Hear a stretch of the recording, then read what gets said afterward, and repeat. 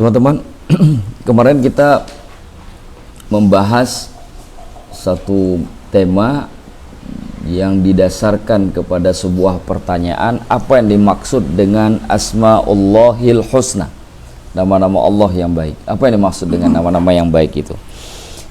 Untuk mengetahui apa maksud dari nama-nama Allah yang baik tersebut, maka kita harus tahu dulu apa itu nama. Kita harus ngerti dulu nama itu apa di dalam bahasa Arab. Nah, di dalam bahasa Arab itu ada satu istilah yang disebut dengan ismul alam.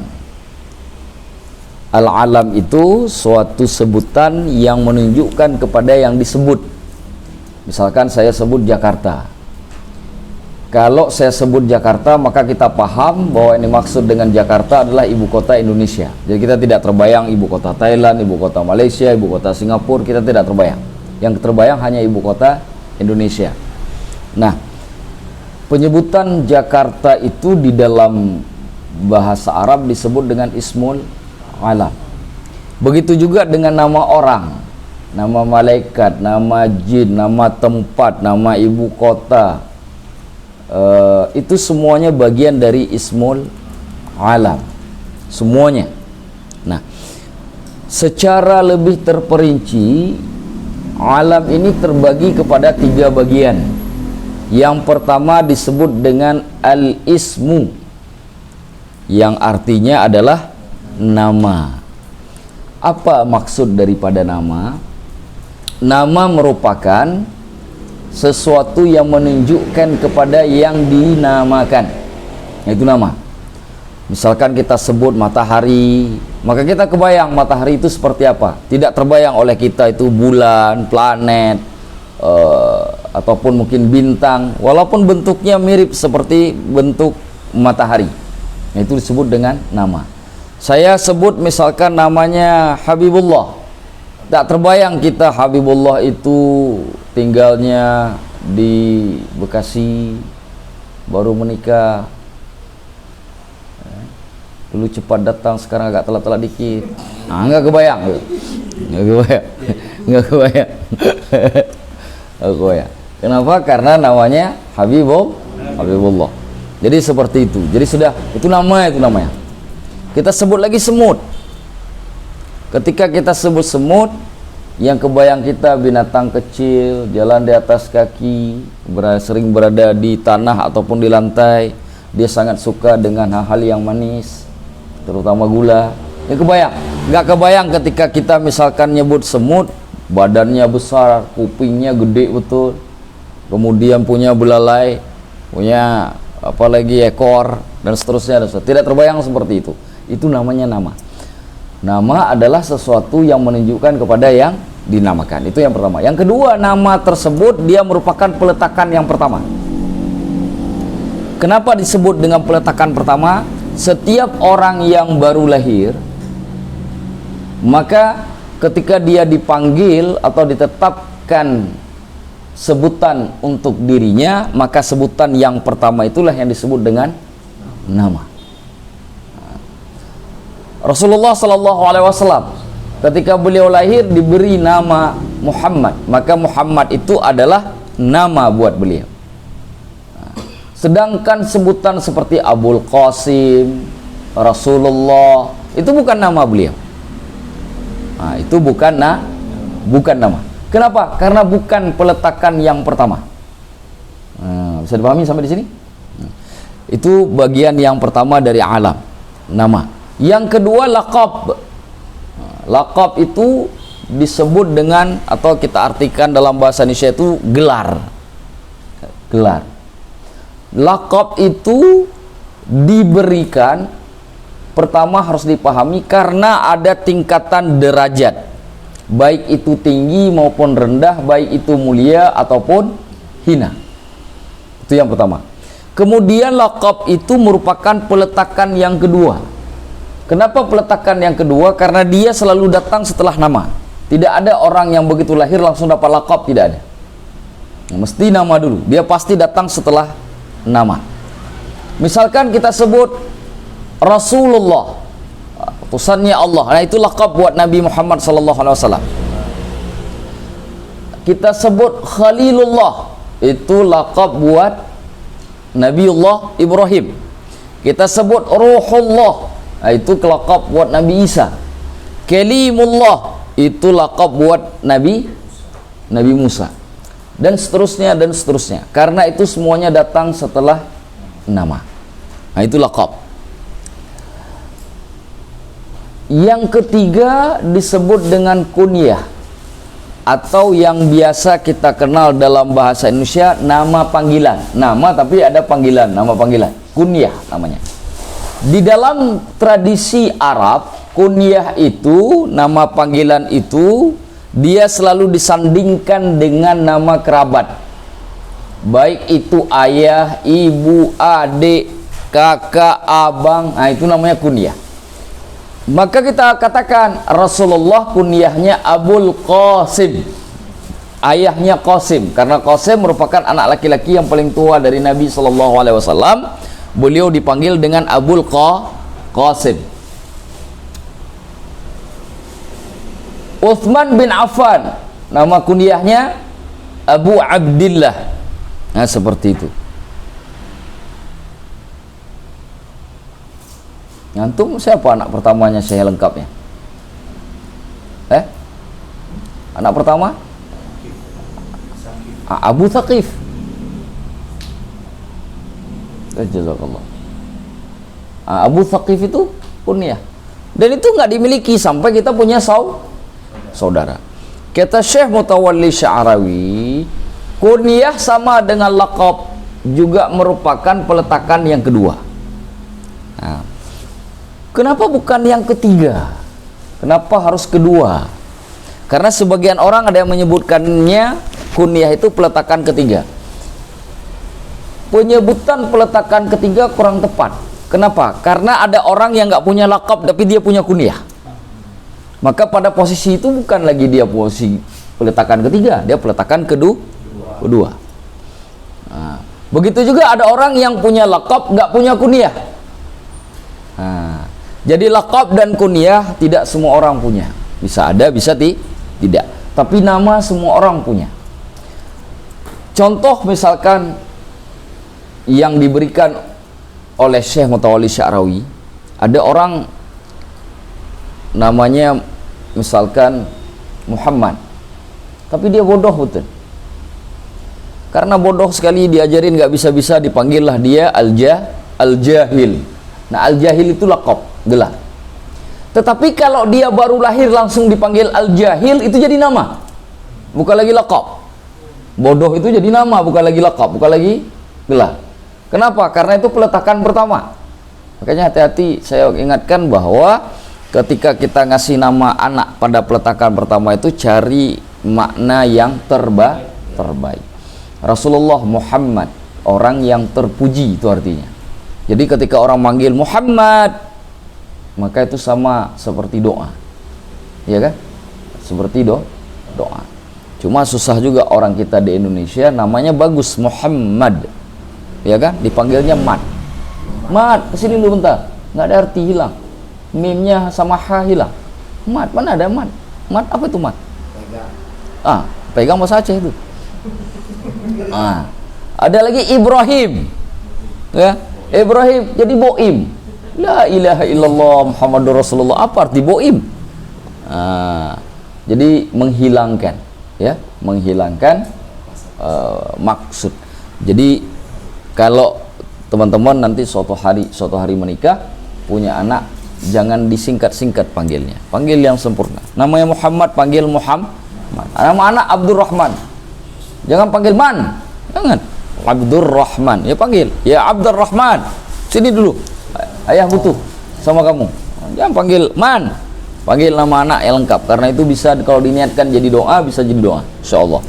Nah, itu perbedaan antara nama, laqab dan kunyah. Nah, sekarang pertanyaannya, kita mau kembali ke Asmaul Husna. Apakah yang mana yang bisa kita aplikasikan?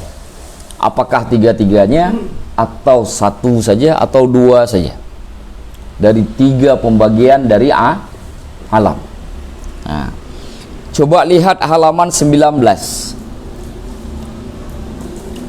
Halaman 19. Wa narji'u ila asma'illahil husna, dan kita kembali kepada nama Allah yang baik. Fahal hiya, apakah nama-nama Allah yang baik tersebut alqabun, gelar-gelar, lil haqqi azza wajal, bagi Allah yang maha benar azza wajal. Apakah boleh kita sebut Ar-Razzaq, Al-Fattah, Al-Alim, Al-Qabid, itu kita sebut dengan gelar bagi Allah? Boleh enggak? Nah, itu.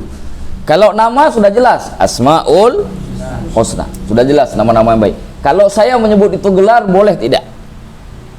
Karena pertanyaan begini, loh kan nama Allah kan Allah, berarti Ar-Rahman, ini kan peletakan yang kedua, ya dong? Berarti boleh dipanggil lah laqab. Nah, ini yang mau dijawab, benar tidak seperti itu? Nah, bil qat'i laysat alqaban lahu, bil qat'i sudah pasti, laysat bukanlah alqaban, gelar-gelar atau panggilan-panggilan, laqab-laqab, lahu bagi Allah. Artinya apa? Semua 99 ini semuanya peletakan pertama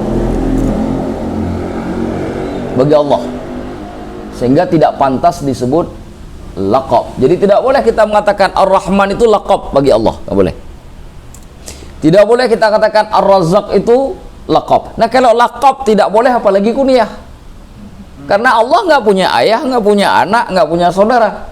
Lam yalid wa lam yulad wa lam yakul lahu kufuwan ahad. Maka kalau laqab saja tak pantas untuk Allah kita sebut, apalagi kunyah. Maka laqab dan kunyah hanya ada pada makhluk Allah, pada kita manusia. Tapi pada Allah hanya ada nama. Kita punya 3, Allah punya 1. Kenapa Allah punya 1? Karena laqab berhubungan dengan tinggi rendahnya derajat. Ada manusia yang mulia, ada manusia yang hina, ada manusia yang tinggi, ada manusia yang rendah. Kalau Allah nggak ada, Allah tinggi terus, agung terus. Karena Allah satu, manusia banyak, Allah satu, tunggal, nggak boleh rendah, harus selalu agung, harus selalu tinggi. Maka tak berhak satu-satunya yang selalu punya sifat tinggi, tidak dimungkinkan sifat rendah, lalu punya laqab. Paham? Lianna jami'as, karena jami'a semua asma'illahi azza wa jal, nama-nama Allah azza wa jal, tadullu menunjukkan ala raf'ati kepada ketinggian, walaysa fiha dan tidaklah padanya, pada nama-nama tersebut, ma yadullu apa-apa yang menunjukkan ala dhi'ati kepada kerendahan. Nah, itu dia. Jadi tidaklah kita katakan kepada Allah itu nama-nama yang tersebut sebagai laqab, karena Allah semua selalu tinggi, tidak pernah rendah. Berbeda dengan manusia. Rasulullah utusan Allah, tinggi kan panggilannya, tapi ada nanti yang hina, ya kan? Yang hina. Makanya ada yang ada dalam bahasa Al-Qur'an adu Allah, musuh Allah. Di antara musuh Allah kalau pada masa Rasulullah, musuh-musuh Allah yang ada contohnya di perang Badar seperti Abu Jahal. Maka tak pantas kemudian Allah disamakan dengan manusia, karena manusia ada yang mulia, ada yang rendah. Rasulullahnya mulia, Abu Jahalnya rendah, tapi sama-sama manusia, sama-sama makhluk, sama-sama ciptaan Allah, sama-sama tidak ada yang abadi. Nah, tapi satu mulia, satu rendah, maka ada laqab dua-duanya. Sedangkan Allah selalu berada pada posisi tinggi, tidak pernah rendah, maka tidak boleh punya laqab. Baik. Li'annal haqqa subhanahu, karena Allah yang maha benar, subhanah dan suci, munazzahun. Munazzahun artinya bersih ataupun suci. Tanzihan, sesuci-sucinya, mutlaqan secara mutlak, la hududa lahu, tidak memiliki batasan. Jadi Allah itu suci sesuci-sucinya secara mutlak, dan tidak memiliki batasan. Tidak ada batasan pada Allah. Sucinya itu tidak ada batasan. Kalau kita kan ada batasan. Rasulullah sendiri punya batasan sebagai makhluk, tapi Allah tidak boleh dinisbahkan punya batasan. Kita katakan Rasulullah orang yang sangat mulia, tapi kemuliaan Nabi tidaklah akan sama dengan kemuliaan Allah. Kenapa? Karena Allah la hududalahu, tidak punya batasan apapun. Bagaimana mengukurnya? Karena tidak punya batasan, maka nggak boleh diukur. Tidak bisa Makanya pada bab Aqidatul Awam saya katakan bahwa Allah itu tidak bertempat. Artinya tidak dibatasi oleh tempat, tidak dibatasi oleh zaman, oleh waktu, tidak pula dibatasi oleh masa, tidak pula dibatasi oleh apapun. Karena semuanya ciptaan Allah. Bagaimana Allah dibatasi dengan ciptaannya? Kayak itu. Jadi kalau kita mengatakan bagaimana saya mengukur kemuliaan Allah, tidak ada yang sanggup mengukur kemuliaan Allah karena semuanya adalah ciptaan Allah. Kadzalika, begitu juga la yajuzu, tidak boleh ayyakuna, menjadi lil haqqi azza wa jalla, untuk Allah yang maha hak, yang maha benar azza wa jalla, kunyatan,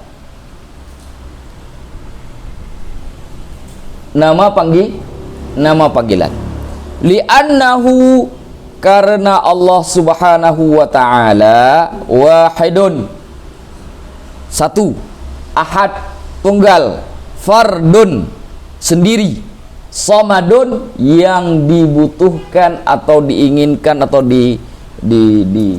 digantungkan semua hajat oleh makhluknya. Nah, bagaimana mungkin yang sendiri bisa punya kunyah? Karena kunyah berhubungan dengan kerabat, ayah, ibu, saudara, adik, kakak, ya kan? Maka karena ayah tak punya Allah tidak punya ayah, maka Allah tidak boleh juga punya Kalau kita katakan Allah punya kunyah, maka di saat yang bersamaan kita mengatakan Allah punya keluarga. Udah syirik, udah murtad. Paham? Jadi Allah tidak punya nama panggil. Dari sini kita ingat bahwa Asmaullahil Husna adalah nama. Bukan nama panggilan, bukan juga gelar atau laqab, hanya nama. Walaisa bi abin, dan tidak punya ayah, au ibnin, atau anak, au akhil li ahadin, atau menjadi saudara untuk seseorang.